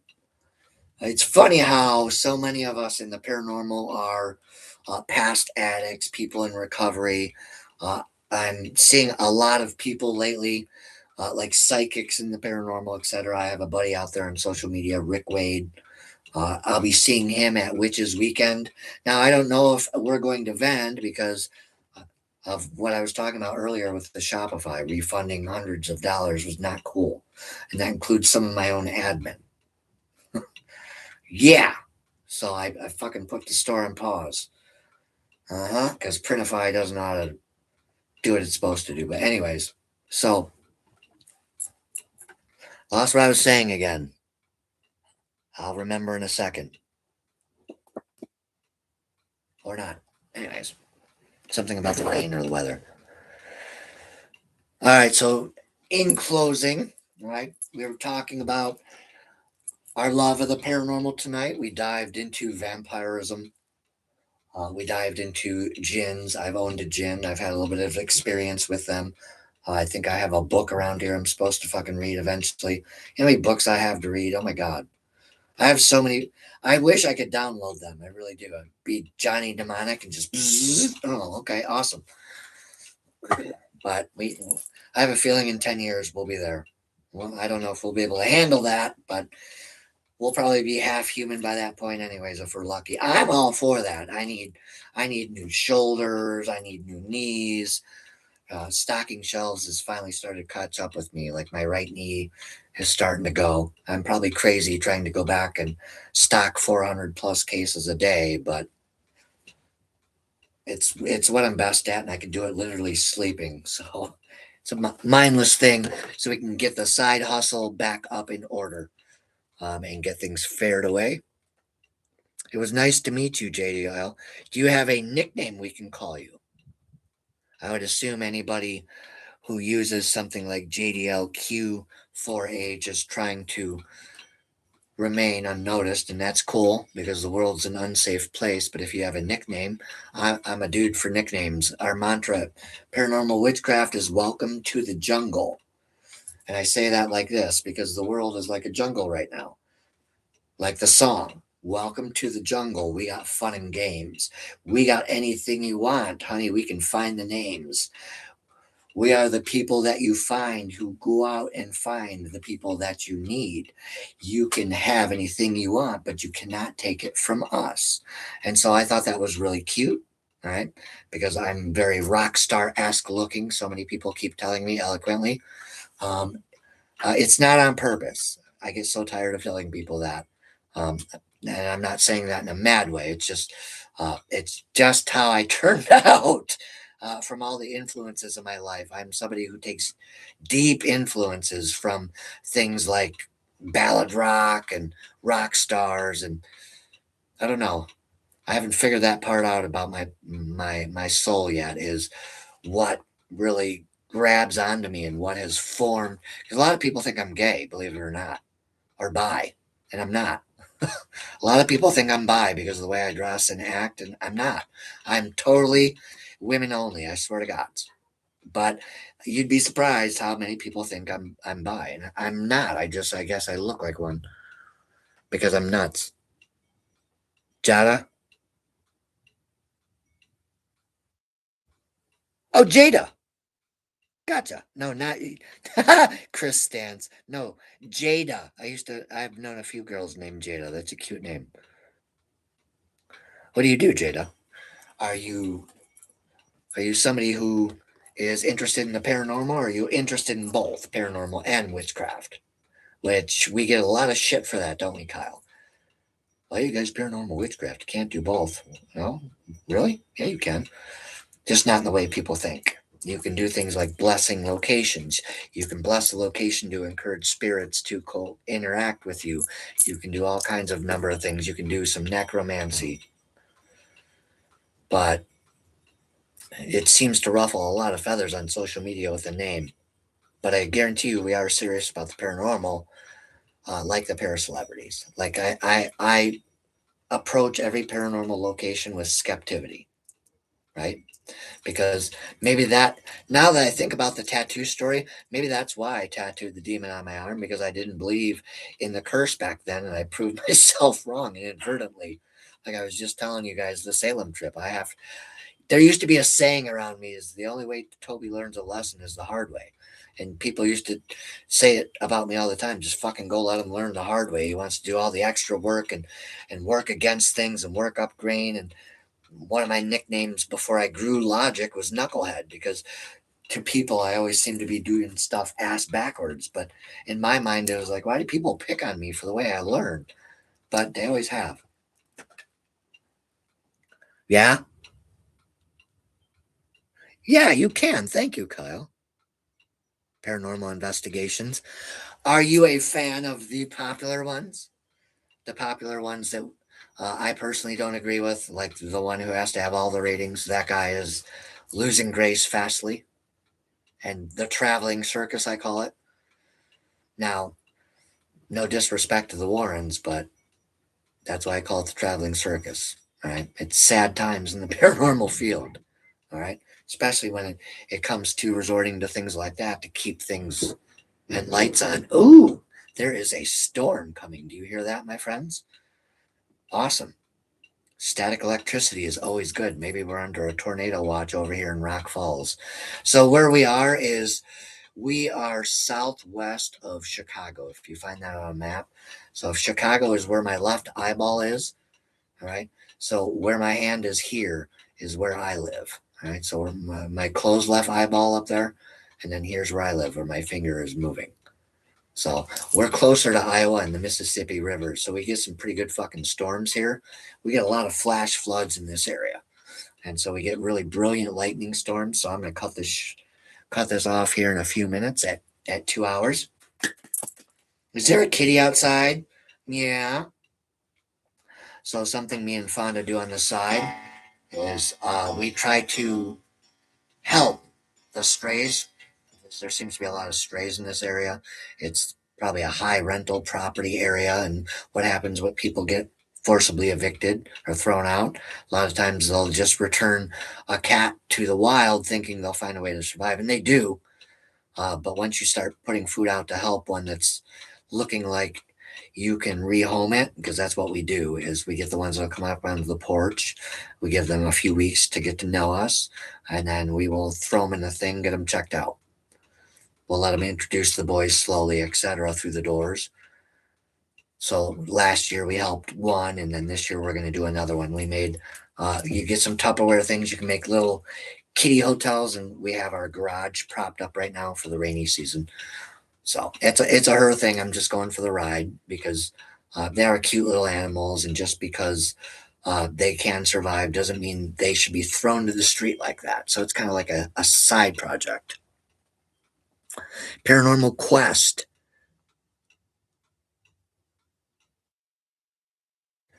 Ah, is that what it is? I thought you were with you're talking about your hunt this weekend, right? Oh no, I was talking about Mr. Baggins. I'm not very fond of Mr. Baggins. So I think a lot of people aren't. A lot of people are, a lot of people aren't. I'm not. Not impressive. But that's because I'm an actual practicer and I know that half of his shit is bullshit. That's why. I don't have respect for that. He's storytelling. That's all he's doing. Look at the people he rolls with now in his episodes. Sorry. That's why I don't watch him. I don't follow him. I can't respect that. Because it's not genuine. He's just stuck in the television Hollywood loop now, and that's a sad place to be, because now he's expected to produce results, and that's why he's had to go down that dark road of loneliness and the paranormal. So, and that takes the passion out of hunting, guys. And we're here for the passion of hunting. We're here for the due diligence, the seriousness of it. We're trying to learn of really what the fuck's going on the other side, not trying to highlight it and make friends with it. And we're trying to be educators, and we're trying to understand it more so we can help the rest of the human race understand the paranormal more. And like we were saying earlier in the podcast, there's people starting to slowly post that it's starting to look like sideshow. There's more people trying to make a buck at it instead of just the staying serious, right? And I know why, because the AI rush makes it so easy. And so it's probably irritating some of the old timers over there on social media. But nonetheless, it's about time for those positive changes to happen. So let's let them happen, right? Yeah. Chris said it. Yeah. So I have a feeling he's like public enemy number one. But like I said, folks, don't just be hating on people just because of what you hear and see. Do your due diligence. And, I'm sure at one point that person was a great investigator. But there's a saying I say all the time: when you trade your passion for glory, you'll lose every time. Right? You can't have your cake and eat it too. And humans keep repeating this in their egos, person after person after person after person after person. Just look to Hollywood, right? And you'll see it. It's a pattern. All right. And that's something Paranormal Witchcraft LLC does very well, is we're trying to educate people on that very pattern in paranormal. When did it become sensationalism? Right? Why do we have to dress up at every single ghost hunt? And why do we have to turn on every single device? And why do we have to go, we're going to Penhurst, and then we make a thumbnail that, isn't true either? Paranormal Witchcraft LLC has a field manual. It's containment over chaos, meaning the personalities, the sensationalism, the storytelling investigations, the escalating narratives. We're going to the most haunted house in the world. It's one of my pet peeves when I see others do that. It's exciting to go on a ghost trip for any team, but the way they're wording it in that excitement, because every time it's worse. Dun dun dun dun dun dun. When is the dun dun dun enough? Is what people are saying on social media. Enough with the bells and whistles, like I've been saying for a year when we started this business. You don't need the bells and whistles for paranormal. You don't.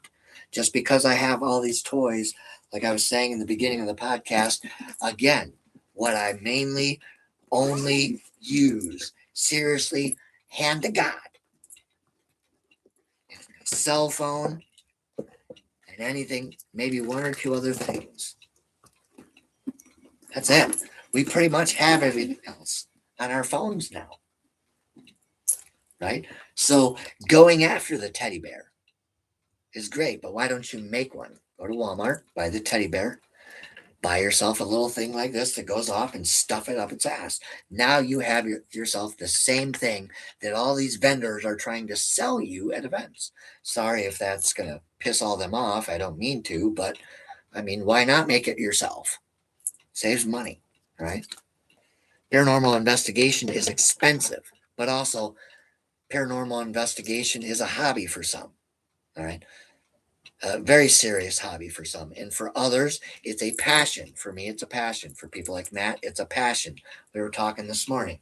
Breathe, eat, sleep, dream, think paranormal. Or in our case, we do the both: magic, paranormal, magic, paranormal, magic, paranormal. Kyle, too. If it's not the witchery, Kyle's thinking about something paranormal or occult, right? Right? Very similar topics. So that's our passion. We eat, live, sleep, eat, dream, think, plan, goal set, repeat. All right. Once you have that intention and you repeat it, young lady, and Matt and team can do wonders with that type of discipline towards coming to learning things from them. So, guys, it was a phenomenal live. Thank you. I didn't expect to have 3 people, so I was expecting 2. Every now and then I got 5 or 6. Eventually, we'll grow. I will share this occasionally on Facebook. I won't say anything about it, and I'm going to change the background. That background, not sure I like it. Now, that's what I use AI for occasionally, is some of the banner backgrounds, but using it every day like everyone, like I said, Chris does it more than I do. I think Kyle and others do it more than I do. That's fine if y'all do. It's just for me, I'm using it more to try to enhance my brain and my words. So I probably should catch up with everybody, because there's Moon's been asking if I can make slides yet. No, because we fell off our momentum in Facebook when I kept getting restricted. And so I took a pause from it. So getting back into it will happen. But I'm just taking the approach for the rest of the year that, man, it's all about having fun, Kyle. We're all running fucking circles and we're chopping our heads off and running around like chickens every day in our daily lives. I don't want to be doing it online, and I don't want it to be affecting our online presence anymore. So for the rest of the year, it's going to be about these fun conversations. I think I'm going to keep naming these live streams Paranormal Witchcraft LLC Chats because I don't want to feel like everything has to be entertainment or else. I mean, when did we get here, humans? We used to entertain ourselves all the time, just talking with each other like this. And then there was a shift in the way people did things, and people don't want to come back to this more intimate setting where we can ask questions and have these awesome conversations. Get yourself some rest. Yeah, and it's exaggerating, and Jada sadly, and Kyle knows this because I think he was present. But over the summer, uh, I went to bat for our team against the rest of the paranormal entities on Facebook, and I lost the war. 789 left us and left me in 4 hours because uh, don't I know who they were, and so we all parted ways. And everybody was irritated at each other back then. It was part of the drama fest I call 2025, right? So that being said, we've made amends since then, and some of us have returned to talking to each other, and I'm sure we have people out there who are going to be forever haters, and it is what it is. But we're still not going to apologize for being as transparent as we are. That's one thing some people really have to beat into their brains is I will hit you head on. And I know that's hard on people. I'm sorry. But you have to look at where I come from. All right. You have to look at why I am the way I am. I don't mean it to like in a way to browbeat people. It's because this is how I've had to be to survive this planet. It's not trying to like run people over. It's just I'm very like, hey, let's talk about it right now, right here. And we're in a culture right now on this planet where people will just they'll blow smoke, and then as soon as they see your real horns and they know they really pissed you off, a lot of and see, I'm not one of those people.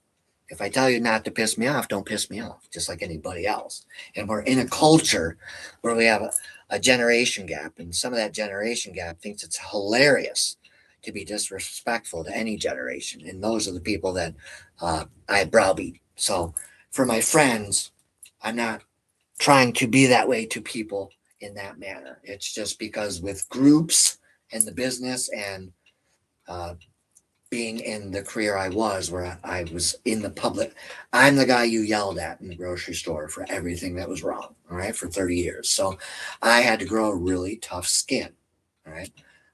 And so sometimes I'm hard on people and I don't mean to be. So I just wanted to say that again, since Jada is new, thank you.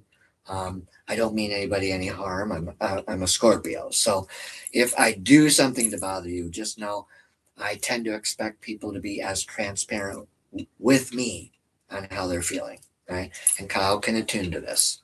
We've had disagreements as friends, and I've had disagreements with others as friends, and I will value you more as a friend if I'm just meeting you, if you can remain open and transparent with me. Now, social media is a whole different ball of wax, and I'm working on that because it seems like most of those people are jaded and probably not for me. All right. So when I told people I was coming back to Facebook, this is what I meant is because when you have groups, and Kyle knows this because he's part of Witchery and he's doing some of the educating and mentoring over there, I believe. He understands this full well now. You start catching shit going, yeah. And so you have to watch that sometimes. And so years and years of that will cause you to be kind of abrasive sometimes, but I'm just telling people I don't mean to be abrasive. I'm just geared that way. All right. That being said, I'm going to get off here because that storm's right up my ass. I want to see some lightning. So tune in Friday. Now, My beautiful daughter Caitlin turns 16 tomorrow, and I already know she wants my car because I've asked her. She's like, sure. I'm like, well, give me a little time and see by the rest of the year and see what Dad can do for you because I own my car. And if I know my wife Fonda will figure something out by the end of the year, and if not at the end of the year, maybe this time next year. So I'm trying to get her to be patient. I'm like, kid, there's no way you're getting a car for your 16th. So sorry. But I can help her get her permit or something like that, right? Because it's like $600 now to put them through driving school, and one of the parents has to be with sometimes, and that'll be me driving 3 hours to do that for them. But I love them, and I'll do that. So there may be a chance that I'm with them Saturday, but that being said, I will have my phone on me, and so I will do something in the car for you guys. For real this time. So have yourselves a good night. Enjoy the rain if you have it. Thank you for tuning in. Think about subscribing if you're new here. Thank you for the thumbs up. Kyle, it's good to catch up.